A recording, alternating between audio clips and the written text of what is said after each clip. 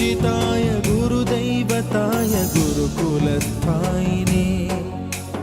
गुरुविक्रमाय गुह्यप्रवराय गुरवे गुणगुरवे गुरुदैत्यकलक्षेत्रे गुरुधर्मसदाराध्याय गुरुपुत्रपरित्रात्रे गुरुपाखण्डखण्डकाय गीतसाराय गीततत्त्वाय गीतगोत्राय धीमहि